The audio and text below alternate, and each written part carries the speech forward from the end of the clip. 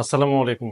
স্ক্রিনের উপরে যে ভিডিওটা দেখছেন এটা দেখে হয়তো অনেকে বুঝতে পারছেন আজকে ভিডিওটার টপিক কি। তো সকালবেলা ঘুম থেকে উঠে দেখলাম ভিডিওটার আসলে নিউজটা সামনে আসলো যে একটা প্রবাসী ভাইকে মারধর করা হয়েছে এয়ারপোর্টের ভেতরে এবং অনেক রক্তাক্ত অবস্থায়।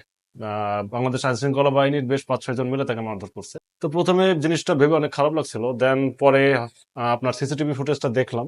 তো অনেক প্রবাসী সেখানে দাঁড়িয়ে ছিল লাইন দিয়ে গেট দিয়ে বের হওয়ার জন্য। তো উনি সামনে দাঁড়িয়ে ছিল। তো মেবি আইন শৃঙ্খলা বাহিনীর লোকটা ওনাকে সরতে বলেছে সামনে যাইতে, এটা নিয়ে একটু হাতাহাতি কিংবা তর্ক বিতর্ক। তো দোষটা এখানে প্রবাসী ভাইয়ের ছিল, মেনে নিলাম। তো বাংলাদেশের কোনো সংবিধানে কি লেখা আছে ভাই যে প্রবাসীর গায়ে হাত তুলতে হবে? কিন্তু এইভাবে একজনকে মারধর করে রক্তাক্ত করলেন, এটা কি আপনাদের কোনো মানে মানসিকতার পরিচয় হইলো? এটা কি কোনো বংশগত শিক্ষা? কার রোজগারে আপনাদের বেতন আছে সেটা একবার হিসেব করেছেন? আপনারা দেশের জন্য কি করেন আর একজন প্রবাসী কি করে? আপনি সরকারি পোশাক পরিধান করে একজন প্রবাসীকে ছোট মনে করে গায়ে হাত তুললেন। আপনি মাসে ইনকাম করেন 20,000 টাকা, আর একজন প্রবাসী মাসে পকেট খরচ করে 25,000 টাকা। সম্মান দিতে শিখেন ভাই।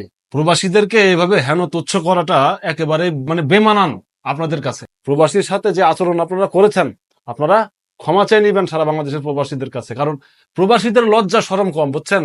যদি এরা একত্রিত হয়ে প্রতিবাদ করে তা আপনারা দুর্ভিক্ষে না খেয়ে মরে যাবেন। কোথায় পাবেন টাকা পয়সা? কোথায় আসবে? কোথা থেকে আসবে আপনাদের বেতন? আপনাদের সন্তানরা যে বড় বড় স্কুলে পড়াশোনা করবে, কোথায় পাবেন? গায়ে হাত তুললেন কেন রে ভাই? রক্তাক্ত কেন করলেন একজন প্রবাসীকে? সম্মানের সহিত বলতে পারতেন না? আইনানুগ ভাবে তাকে শাস্তি দিতে পারতেন না?